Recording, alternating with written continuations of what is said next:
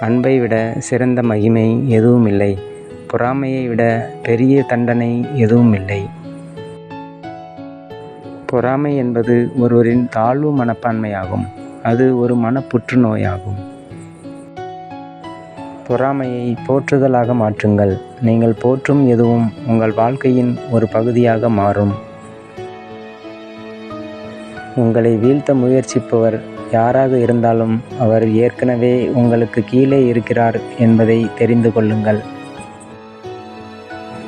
பொறாமை என்பது ஒரு சாதாரண நபர் ஒரு மேதைக்கு செலுத்தும் காணிக்கையாகும். ஒப்பீடு என்பது மிகவும் முட்டாள்தனமான அணுகுமுறை. ஏனெனில் ஒவ்வொரு நபரும் தனித்துவமானவர் மற்றும் ஒப்பிட முடியாதவர். இந்த புரிதல் உங்களில் நிலை பெற்றவுடன் பொறாமை மறைந்துவிடும். நீங்கள் உங்கள் சுயமரியாதையை வலுப்படுத்தும்போது அங்கே பொறாமைக்கு இடமில்லை. பொறாமை இல்லாமல் ஒரு நண்பரின் வெற்றியை மதிக்கும் இயல்பான வலிமை சில மனிதர்களுக்கே இருக்கிறது. சிறந்த குணங்களுடன் பிறந்ததற்கான உண்மையான அடையாளம் பொறாமை இல்லாமல் பிறத்தலாகும். ஒரு உண்மையான நண்பர் உங்களுக்காக மகிழ்ச்சியாக இருக்கிறார். உங்களை பார்த்து பொறாமைப்படுவதில்லை.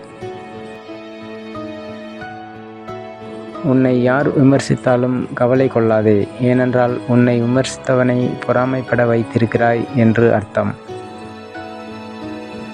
பொறாமை, கோபம், பேராசை இல்லாத வாழ்க்கை பாதையில் பயணித்துப் பார். நீ வாழும் வாழ்க்கைக்கு அழகான அர்த்தம் புரியும். நீங்கள் சந்திரனாக இருக்கலாம், இன்னும் நட்சத்திரங்களை பார்த்து பொறாமைப்படுவீர்கள். மற்றவர்களின் குறைகளை கண்டறிவது உங்களை உயர்த்தாது. அது பொறாமையின் குழியை மட்டுமே ஆழமாக்குகிறது. பொறாமையில் அன்பை விட சுய அன்பு அதிகம். துரு இரும்பை உட்கொள்கிறது மற்றும் பொறாமை தன்னைத்தானே தின்றுவிடும். சிறந்த குணங்களுடன் பிறப்பதற்கான உண்மையான அடையாளம் பொறாமை இல்லாமல் பிறப்பது. நன்றி, வணக்கம்.